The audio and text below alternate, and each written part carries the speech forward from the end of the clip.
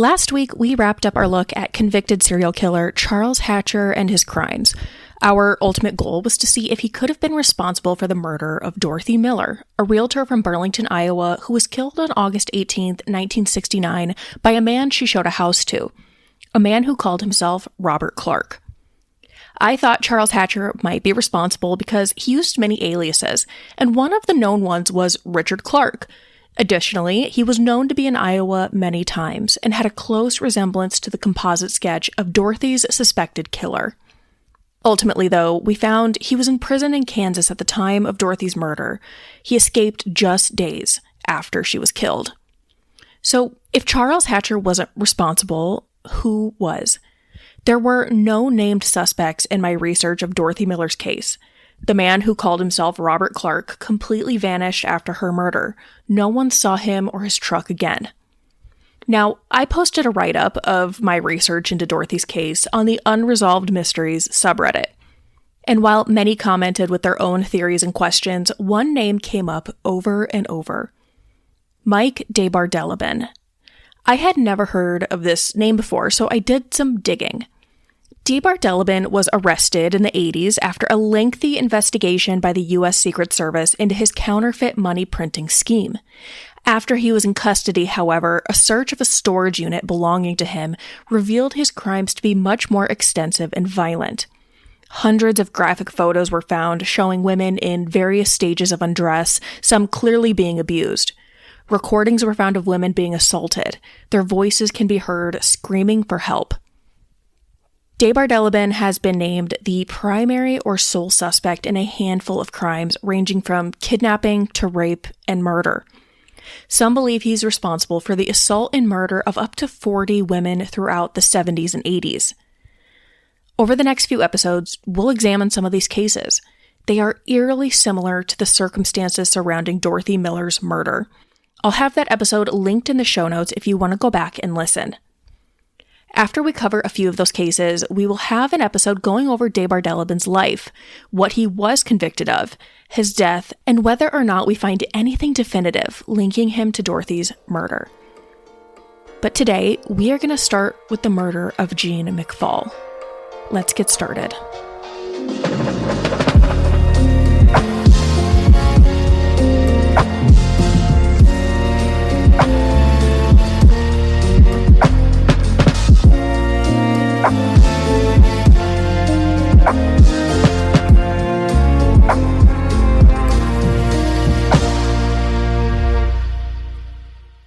On Tuesday, April 27th, 1982, in the afternoon, Detective Brian Payne responded to a call from the owner of Norman's Realty, Norman Hood, who was concerned about one of their realtors who hadn't returned from a showing that morning. Payne had been working as a homicide detective with the Bossier City, Louisiana Police Department for 2 years. He'd been working with the department for 6 years total, and when he got this call, he wasn't really worried about it. He got some details, which were Jean McPhaul, a 40-year-old real estate agent, had gone to show a male client some homes that Tuesday morning, and it was sometime in the late afternoon and she hadn't yet returned. Her colleague said it was unlike her, and that she would normally call and check in, but she hadn't. Jean's colleagues had tracked her vehicle down to a hotel in Bossier, a Sheraton, where she said she was meeting the client to pick him up before the showings. Now, to Detective Payne, he had a simple thought right off the bat.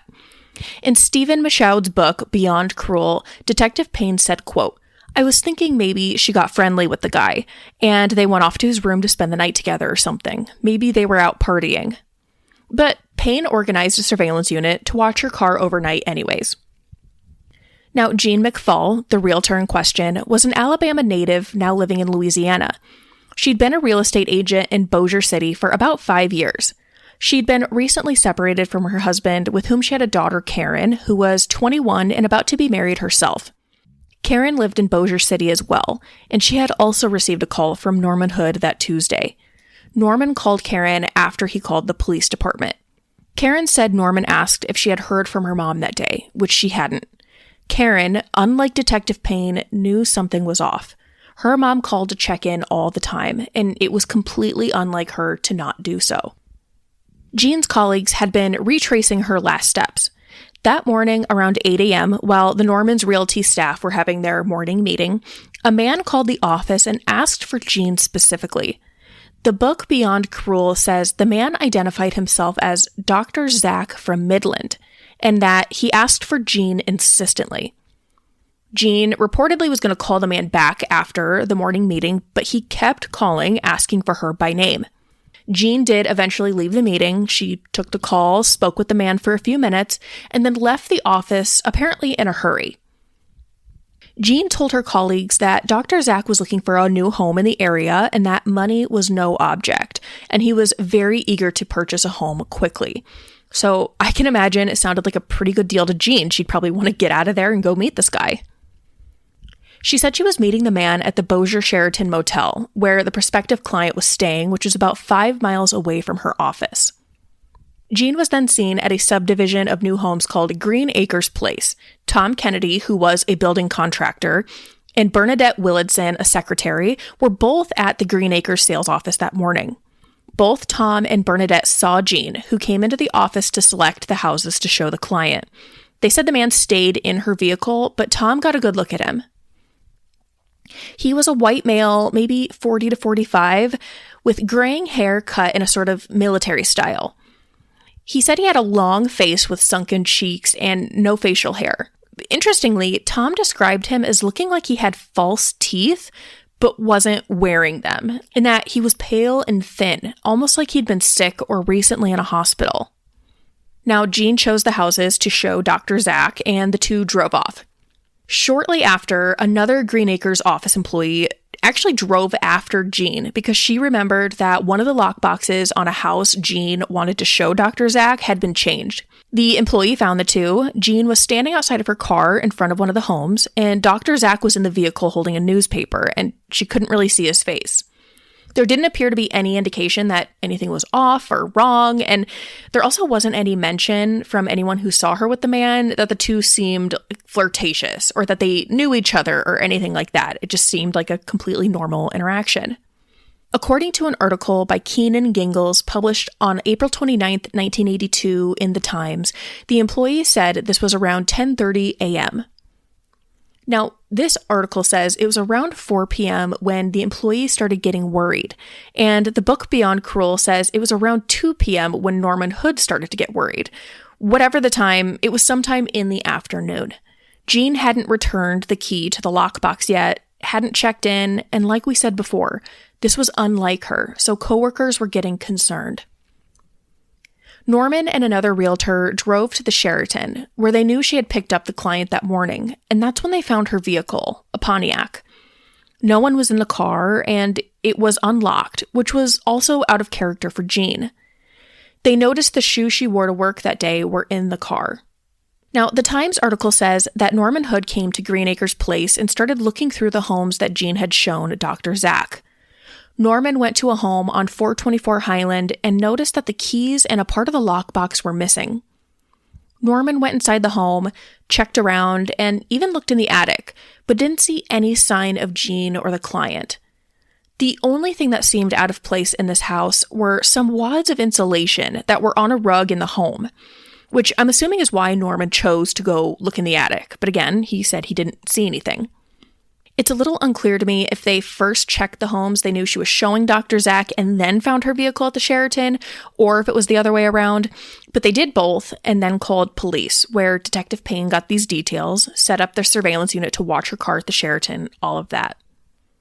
By Wednesday morning, April 28th, 1982, the surveillance unit Detective Payne had ordered didn't know anything unusual as they watched her vehicle. There was no sign of Jean or anyone else that were going up to the car. Payne went to the realty office to speak with her colleagues and boss, and they all reaffirmed that this was completely unlike and out of character for her. She was conscientious, and she called and checked in regularly. Payne then visited Karen Bowden, Jean's daughter, and according to Beyond Cruel, this is where he started to believe that something was wrong, that this wasn't a situation where she had gone to stay with the client, which is what he had originally suspected. Jean said what her colleagues did, and that Jean understood the dangers of her profession, being alone with strangers. Karen said her mother called to check in every few hours. Detective Payne and his partner went to Green Acres Place to search the homes themselves. There were 5 homes that she had chosen to show the client, and they were determined to search them thoroughly for any sign of her, the client, or any clue as to where she had gone. Payne said they were opening cabinets, drawers, closets, looking absolutely everywhere. He said they got to the 3rd house, 424 Highland, and they noticed the same insulation on the rug that Norman had seen the previous day. Payne describes it in Beyond Cruel as, quote, the type you blow in the attic. 5 or 6 little pieces tightly rolled as if someone had gotten the insulation on their clothes and brushed it off. With this, they figured they should check the attic, even though they knew that Norman already had. But they were being thorough, so they were going to check again. They pulled the ladder down and Payne's partner went up first. He found the light switch and immediately said, "Oh shit, she's here." There, hanging in the attic, was Jean McPhaul. A rope was around her neck and also tied to a ceiling rafter. Her bare feet were just barely touching the floor. But immediately, they knew this was no suicide. She was fully dressed, but there was a lot of blood on her, from 2 apparent stab wounds to her chest.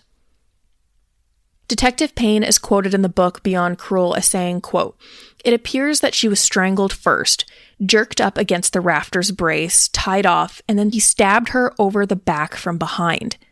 Then he walked around in front of her and stabbed her again. They could tell that the killer had then wiped his knife on her blouse." For the rest of the crime scene, there wasn't a lot to note. Her regular shoes, if you remember, were found in the vehicle at the Sheraton.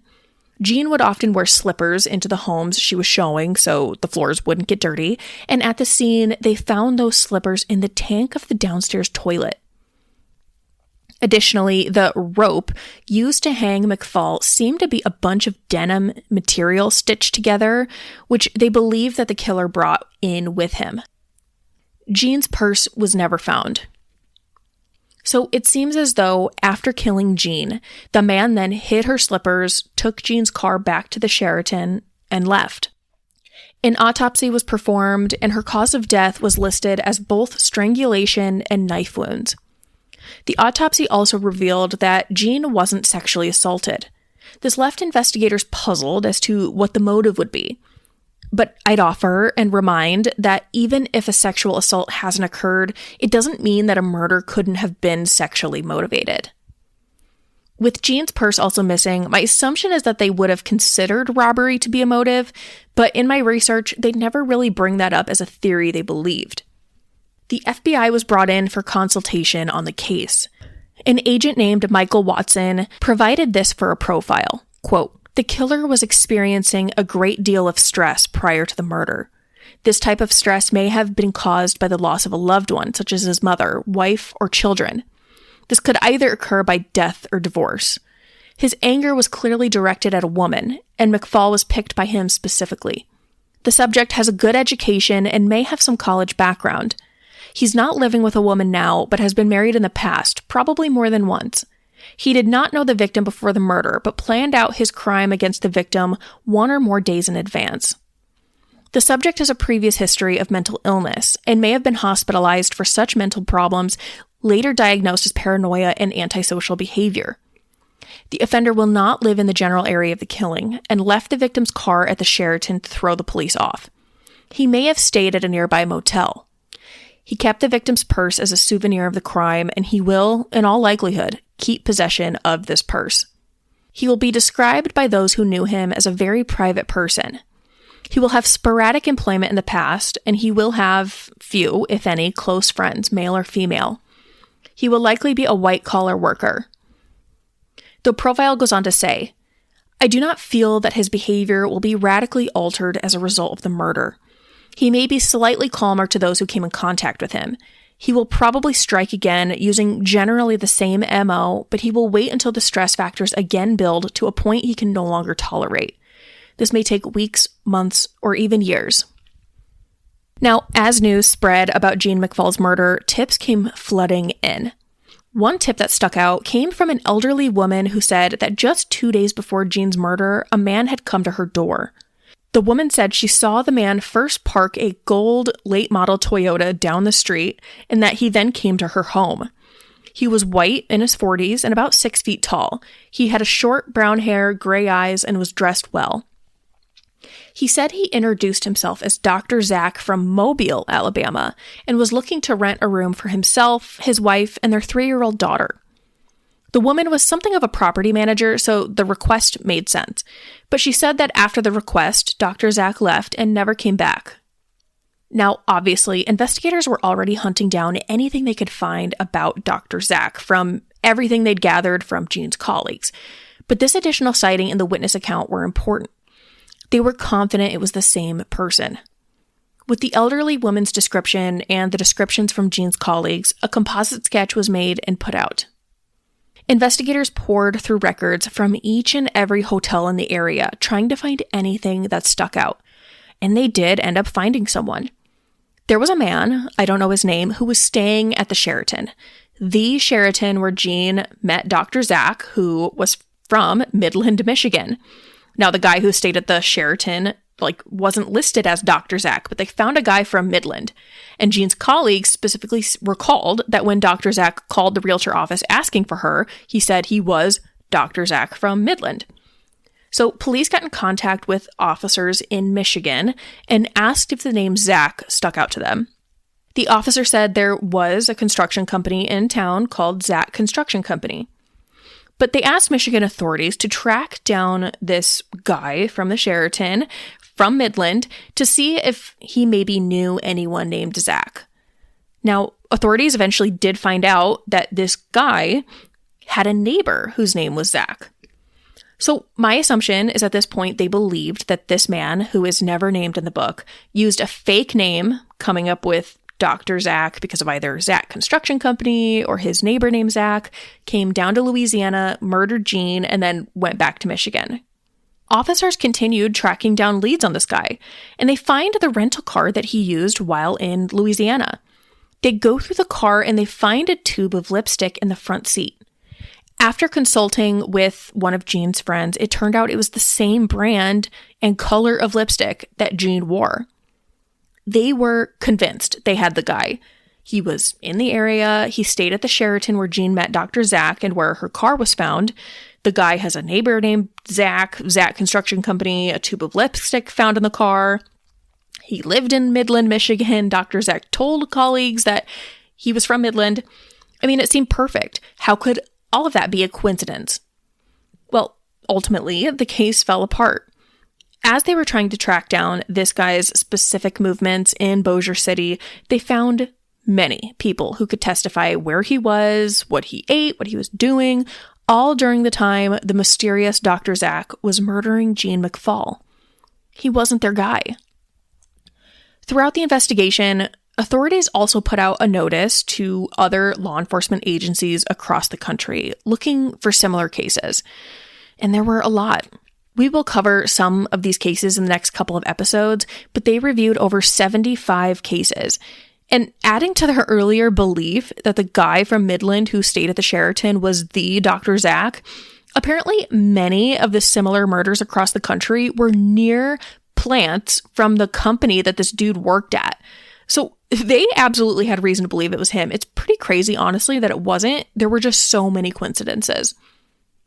But unfortunately, the investigation hit a dead end. They couldn't find any other leads as promising as the Sheraton guy. That is, until Mike DeBardeleben was arrested. Now, in a few episodes, I will have the entire story of how this came to be, as it's a long one, and intertwined with the stories of other victims I want to share first. But the Bossier City investigation eventually collided with a separate investigation by the U.S. Secret Service, and what the Secret Service and other federal agents had put DeBardeleben as the top suspect for Jean's murder.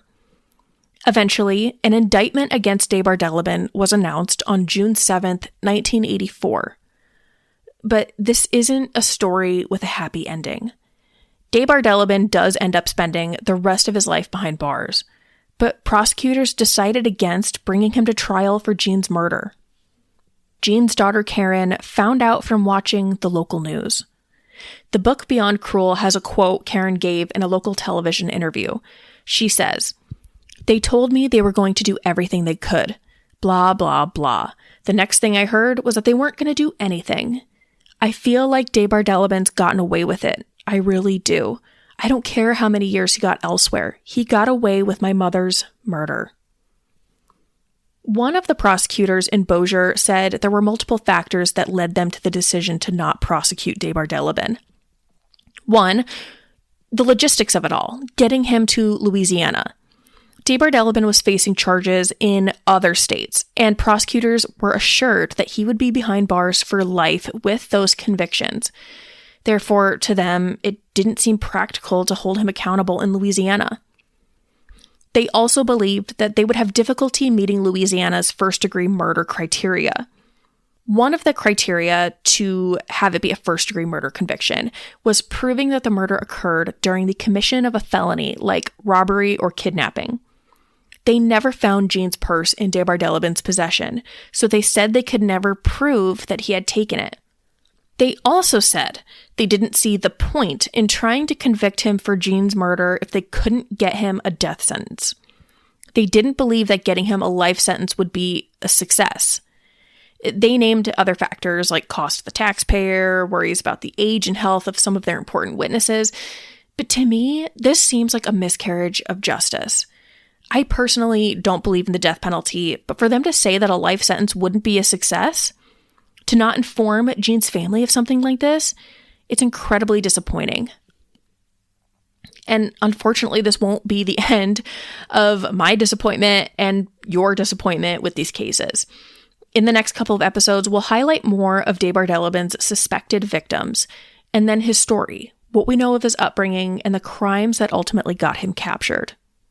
But let's stop for a moment and go through some of the similarities between this case and that of Dorothy Miller. Because remember, my goal for the series is to figure out if Mike DeBardeleben could have been responsible. Now, first, obviously, both Dorothy and Jean were female realtors. If you remember in my episode on Dorothy Miller, I wasn't able to find out exactly how the killer had found her, but I think it's safe to assume that because of her profession, she would be easy to find. Therefore, both appear to have been specifically targeted. They were both likely chosen because they were female, and because they were realtors, it offered the offender the opportunity to get them alone in a vacant home. In both Dorothy's murder and Jean's, the offender used a fake name. In Dorothy's case, the man said he was Robert Clark, and that he was living in another town in Iowa and was moving to Burlington with his wife. In Jean's case, he called himself Dr. Zack, and while it's unclear exactly what he told Jean, aside from him being very eager to buy a home, he did tell the elderly woman that he had a wife and a child. Both women were stabbed, but here are where there's some pretty big differences. Jean McPhaul was stabbed twice in the chest. Dorothy Miller was stabbed 23 times in the head, neck, and back. Additionally, Dorothy Miller had been raped and beaten. I couldn't find anything in my research on if Jean had been beaten, but it was noted that they don't believe she was sexually assaulted. Another similarity is that in both cases, the offender was picked up by the victim. Dorothy Miller picked up Robert Clark at the Maple Leaf Tavern, and they drove together to the home. And Jean McPhaul picked up Dr. Zack at the Sheraton, and they drove together. So in each of these cases, the offender's personal vehicle isn't observed near the home the victims were killed in. That seems to be a deliberate choice. After each murder, the offender then drove the victims' cars, likely to get back into his own to leave the area. And in both cases, the cars were left unlocked. In both cases, also, the victims' purses went missing. They never found Dorothy's purse, and they never found Jean's. In both cases, which is something interesting to me, the offender didn't really seem to care and didn't seem to avoid being seen by others. He did seem to avoid getting his vehicle too close to the scene of the murder, but in Dorothy's case, Robert Clark was seen by multiple people at the Maple Leaf Tavern, and he had actually accompanied Dorothy on a showing to the same house he would kill her in with her husband just a few days prior. And in Jean's case, he was seen by multiple colleagues of hers, and my assumption, he was probably also seen by maybe people around the Sheraton when Jean came to pick him up. To me, this makes it clear he wasn't from either area, Bossier City, Louisiana, or Burlington, Iowa, and wasn't concerned about anyone noticing him and being like, hey, I know that guy. Now, on this next point, take it with a grain of salt because I was thoroughly convinced Charles Hatcher was the culprit based on a comparison of a mugshot of his with the Dorothy Miller composite sketch. But Mike DeBardeleben looks similar as well. There was a composite sketch done based on witness accounts from Jean's murder, but you also have to remember that there was a bit of time between Dorothy and Jean's case. Jean was murdered April 27th, 1982. Dorothy was murdered on August 18th, 1969. Now, I have a mugshot of DeBardeleben from 1966, and there are definitely similarities between that and the sketch of Robert Clark. What throws me off, though, is that the composite sketch of DeBardeleben from 1982 looks like a straight-up old man. Now, I know over 10 years had gone by, but it just seems like a lot of aging to me, and the sketch doesn't look exactly like what the mugshot of him in 1983 looks like. I mean, it's similar, but the sketch itself is definitely pretty odd. So there are quite a few similarities, and there are also a couple of differences between these two cases. One that sticks out to me is the lack of sexual assault against Jean. Now, like I mentioned earlier, just because he didn't physically sexually assault her doesn't mean it wasn't a sexually motivated homicide. And there were other victims that I will cover where he didn't sexually assault them, and others where he absolutely did. DeBardeleben was a depraved human being. And we will get into all of that and more in next week's episode. Let me know what you think in the comments. And thank you so much to everyone who listened. Thank you for listening to this episode of Cardinal Crimes. If you enjoyed it, please consider subscribing, giving us a 5-star review wherever you get your podcast, and sharing this episode with others.